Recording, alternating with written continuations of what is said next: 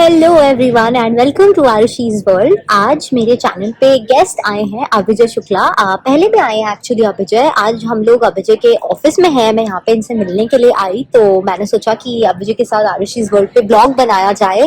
तो आप अपना जल्दी से फिर से इंट्रोडक्शन दे दो एंड देन अपन स्टार्ट करेंगे। श्योर, थैंक यू आरुषि's वर्ल्ड फिर से बुलाने के लिए। और मैं अपना इंट्रो देता हूँ उसमें मैंने अंडरग्रेड अपना इलेक्ट्रॉनिक्स एंड कम्युनिकेशन इंजीनियरिंग में किया वीआईटी यूनिवर्सिटी से। उसके बाद मैंने पीडब्ल्यूसी में जॉब किया, ऑलमोस्ट थ्री इयर्स किया इंडिया में जॉब क्वांट फील्ड में। उसके बाद मैं मास्टर्स इन फाइनेंशियल मैथमेटिक्स के लिए आया एनसी स्टेट यूनिवर्सिटी। फिर मैंने ऑलमोस्ट 1.5 ईयर प्रोग्राम वहाँ किया। उसके बाद मैंने पीडब्ल्यूसी यूएस में जॉब किया, फिर से क्वांट में जॉब किया था, ऑलमोस्ट 1 साल से ऊपर ही जॉब किया था। फिर मैंने जॉब चेंज करके अब हम लोग सिटी बैंक में हैं और मेरे ऑफिस में बैठे हुए हैं।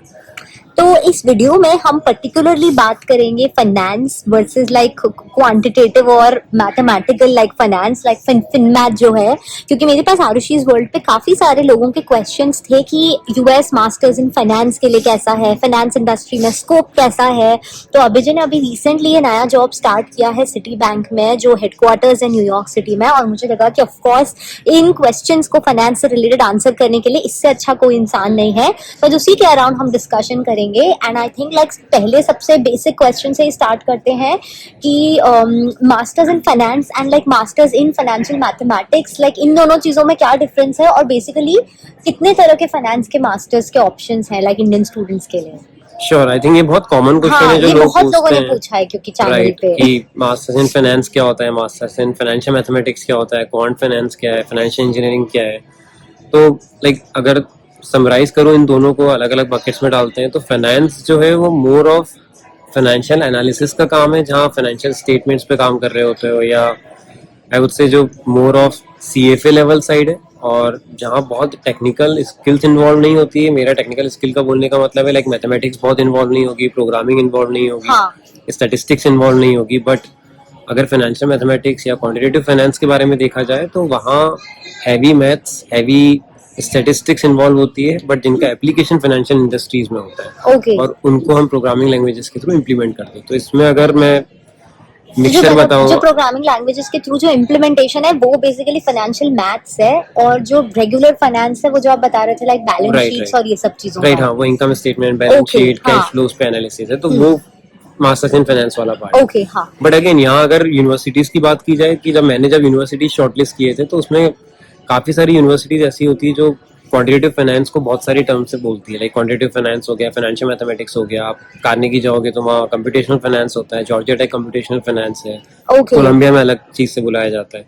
तो ये जैसे क्वांटिटेटिव फाइनेंस में बुलाते हैं तो उसके सब्जेक्ट्स का जो ब्लेंड होता है, जैसे मैंने स्टार्टिंग में बताया, तो प्रोग्रामिंग, स्टैटिस्टिक्स, मैथ्स, ये सब रहता है। But even masters in finance में भी आजकल काफी यूनिवर्सिटीज ऐसी हैं जो सिर्फ कोर फाइनेंस नहीं अपने करिकुलम में डाल रही है, वो उसके अलावा भी लाइक क्वांटिटेटिव फाइनेंस के काफी सारे सब्जेक्ट्स ऐड कर देती है उसको स्टेम डेजिग्नेटेड बनाने के लिए। हाँ, मेरा एक्चुअली नेक्स्ट क्वेश्चन यही होता आपसे कि क्या जो ये अलग अलग लाइक, तो बेसिकली अगर दो मेन बकेट्स में डिवाइड करें तो एक मास्टर्स इन फाइनेंस है और एक मास्टर्स इन फिनमैथ स्लैश क्वांट, मतलब हर यूनिवर्सिटी से अलग पैकेज कर सकती है, बट मेन ये दो बकेट्स हैं। राइट, मेन यही दो। तो ये दोनों बकेट्स जो हैं ये दोनों स्टेम डेजिग्नेटेड होते हैं क्या?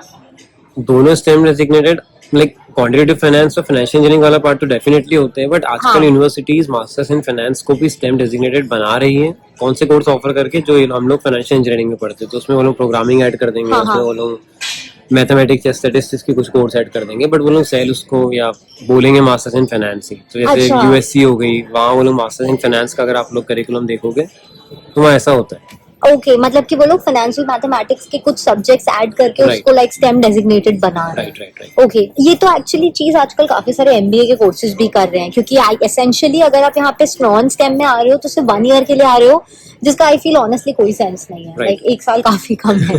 बट ठीक है, अब अगर लाइक इसके करियर प्रोस्पेक्ट्स की बात करते हैं, लाइक आपने जैसा फाइनेंशियल मैथमेटिक्स किया तो फिर उसके बाद क्या जॉब टाइटल्स होते हैं, क्या करियर प्रोस्पेक्ट्स हैं, क्या किस रेंज में सैलरीज होती हैं, उन चीजों के बारे में थोड़ा सा बताओ। राइट, आई मीन ये भी बहुत कॉमन क्वेश्चन है जो लोगों को, एक यूएस आके सबसे पहला यही रहता है कि जॉब कहाँ लगेगा, कैसे लगेगा, कितना लगेगा होगी। बट हाँ, मेक सेंस, क्योंकि लाइक इस फील्ड में आई वुड से जॉब काफी फैला हुआ है अगर बोले तो। क्योंकि जैसे मेरा एनसी स्टेट का अगर मैं कोर्स का एग्जांपल लूँ तो उसमें रिस्क मैनेजमेंट होता है। तो रिस्क मैनेजमेंट एक डोमेन है जिसमें आप स्पेशलाइज कर सकते हो। उसके हाँ। अलावा पोर्टफोलियो मैनेजमेंट होता है, आप ट्रेडिंग साइड में जा सकते हो। तो काफ़ी सारी यूनिवर्सिटीज़ जो हैं इन कोर्सेज को अलग अलग स्ट्रीम और अलग अलग बकेट में डिवाइड कर देती है। जैसे एनसी स्टेट बहुत रिस्क मैनेजमेंट ओरिएंटेड है, तो रिस्क मैनेजमेंट में जॉब मतलब क्रेडिट रिस्क में जॉब लग सकता है, मार्केट रिस्क पोजीशन में जॉब लग सकता है, पोर्टफोलियो मैनेजमेंट में आपका जॉब लग सकता है। ओके। अब मेरे फ्रेंड्स या बैचमेट्स काफ़ी सारे क्वांट रिसर्च में भी हैं जो अच्छा हैवीली पेड जॉब है। तो जितने भी क्वांट ओरिएंटेड जॉब्स है, risk management, portfolio management, quant research हो गया, ट्रेडिंग के जॉब्स हो गए, ये सारा इसका वाइड जॉब टाइटल है। हाँ। और अगर सैलरीज की बात की जाए तो सैलरीज आई वुड से काफ़ी वेरी करती है, डिपेंड्स ऑन लाइक आपको ही पता होगा लोकेशन बेसिस पे और किस ऑफ कंपनी कोर्स, में हाँ, और क्या number of years experience of है। वर्क एक्स आपका बट क्या अगर है। बहुत कॉमन कर दिया जाए और अगर लेट्स से मैं न्यूयॉर्क में हूँ अभी, तो मैं न्यूयॉर्क की अगर बात करता हूँ, तो अगर न्यूयॉर्क में इस पर्टिकुलर फील्ड में जॉब देखा जाए तो आई वुड से मिनिमम 130, अगर मैं बोलूँ 130 तो मिलती ही है जो ओके। मिनिमम है। और जो अपर लिमिट है वो based on your experience, based on आपका प्रोफाइल कितना स्ट्रांग है, आपका नॉलेज कैसा है और किस लेवल की फील्ड में अप्लाई कर रहे हो। जैसे क्वांट रिसर्च या ट्रेडिंग, ट्रेडिंग सबसे ज्यादा हाईली पेड होता है, उसके बाद क्वांट रिसर्च होता है, उसके बाद रिस्क मैनेजमेंट वगैरह होता है। But again like it depends कि आप किस लेवल पे जा रहे हो, क्या हायरार्की फॉलो कर रहे हो, बहुत सारी चीजें। But lower limit okay. 130, upper limit का कोई एंड नहीं। ओके, मतलब फिर भी आई वुड से कि काफी लाइक ऐसा है कि इस कोर्स के बाद काफी अच्छे जॉब प्रोस्पेक्ट्स हैं, क्योंकि लाइक अगर एक श्योर ऑब्वियसली कोई चीज नहीं होती, बट अगर एक हाई चांसेस हैं कि आपका 6 फिगर सैलरी से ही स्टार्टिंग होगा फर्स्ट उसका, राइट। तो मतलब काफी अच्छा वो है। तो उस ऑन दैट नोट मेरा नेक्स्ट क्वेश्चन ये होगा कि जैसे अगर आप प्रीवियस वर्क एक्सपीरियंस की बात करो तो फाइनेंशियल इंजीनियरिंग शायद ऐसी फील्ड नहीं है जिसका इंडिया में बहुत ज्यादा किसी के पास वर्क एक्सपीरियंस होगा। काफी लोगों के क्योंकि इस पे क्वेश्चंस रहे हैं कि अगर उनको यहाँ आके फाइनेंस में मास्टर्स लाइक इन चीजों में परस्यू करना है, तो आई नो जैसे आपने भी अपनी फील्ड चेंज करी है, Right. आपने शायद इलेक्ट्रॉनिक्स एंड कम्युनिकेशंस में वीआईटी से Right. किया है इंजीनियरिंग। तो वर्क एक्स के बारे में लाइक अब आप प्लीज बताओ कि लाइक Right. क्या अगर वर्क एक्स नहीं है तो फिर भी कोई इस फील्ड में आ सकता है कि नहीं।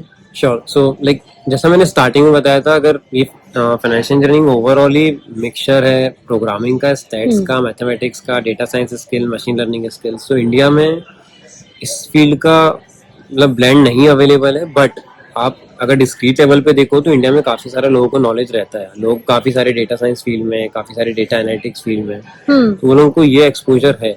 बट अगर इस पर्टिकुलर फील्ड को टारगेट करना है तो आपको डेफिनेटली प्रोग्रामिंग आनी चाहिए और उसमें इंटरेस्ट होना चाहिए। मैथमेटिक्स आनी नहीं चाहिए, it's fine, but at least interest होना चाहिए कि आप नया कुछ सीख सकते हो। क्योंकि यहाँ जो मैथमेटिक्स पढ़ाते हैं वो काफ़ी हैवी होती है और काफ़ी लाइक बेसिक मैथमेटिक्स नहीं होती, आपको काफ़ी सारा ओके। उसमें मैथ्स लगता है, जिसमें अगर इंटरेस्ट हो तो ही आप अचीव कर सकते हो उसको। ओके। तो आई वुड से कि प्रोग्रामिंग मैथमेटिक्स में काफ़ी ज़्यादा इंटरेस्ट होना हाँ, चाहिए। इंटरेस्ट जरूरी है, राइट। उसके बिना फिनमैथ नहीं निकल पाएगा। राइट। और प्रोग्रामिंग ऐसा नहीं है कि बहुत high level programming like software development वाली चाहिए, but at least basic Python, data analysis, R data analysis, data science, machine learning techniques आनी चाहिए, जिससे कि आपको आइडिया लग पाए कि इंडस्ट्री में क्या चल रहा है, उनको डायरेक्टली इंप्लीमेंट कर पाओ।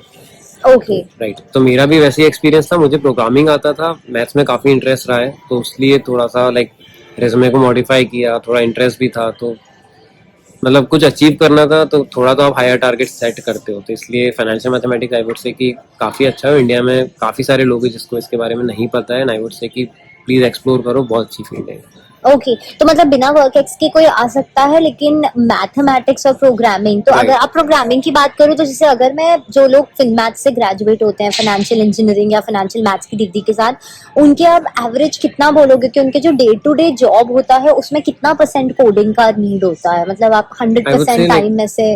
Like it depends, I would say कि एटलीस्ट 50-60% से 80 से 100% के बीच में तो होता ही होगा, कोडिंग रहती है आप कोडिंग लोग के रहता ही है। जॉब में? राइट। ओके। तो हम लोग जिस लेवल पे कोडिंग कर रहे होते हैं वहाँ उनको मॉडल डेवलपमेंट करना होता है, लोग मॉडल वैलिडेशन में होते हैं, तो प्रोग्रामिंग तो आनी चाहिए। बट अगेन जैसा मैंने बोला, बहुत हैवी प्रोग्रामिंग नहीं एक्सपेक्टेशन रहती है, ओके। तो इसलिए कि उसको एज अ नेगेटिव नहीं लिया जाए कि बहुत ज़्यादा हैवी प्रोग्रामिंग ओरिएंटेड कोर्स है, ऐसा कुछ नहीं है। इम्प्लीमेंटेशन सब जगह आप जहाँ भी जाओगे थोड़ा बहुत प्रोग्रामिंग करना ही रहेगा। तो अगेन लाइक आप कर सकते हो अगर आपका प्रोग्रामिंग में इंटरेस्ट है, वो थोड़ा बहुत आता है। ओके, तो अगर आप लाइक ऐसे बोलो कि ऐसे यूएस में फाइनेंशियल इंजीनियरिंग पढ़ने के लिए आप अगर ऐसे कुछ बेनिफिट्स शेयर करना चाहोगे तो वो क्या होंगे, लाइक क्या sure. प्रोज हैं?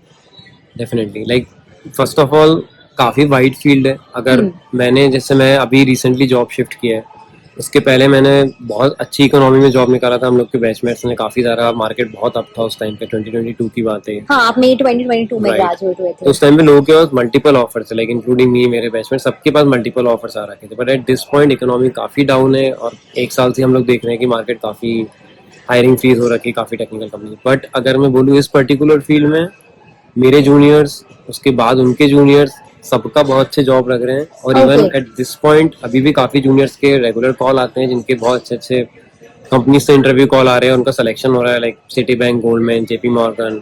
सो सारी बड़ी कंपनीज में उनका सिलेक्शन हो रहा है at this point. Like economy अभी बहुत खराब है इस टाइम पे तो यूएस में। मतलब आप ये बता रहे हो कि सिर्फ इनमैथ के स्टूडेंट्स काफी राइट। अच्छी कंपनीज में काफी प्लेस अच्छी होते हैं कंपनीज में जाके। प्लेस होते हैं, irrespective of the economy. I know कि थोड़ा हर्डल रहता है, लाइक थोड़ा आपको हाँ।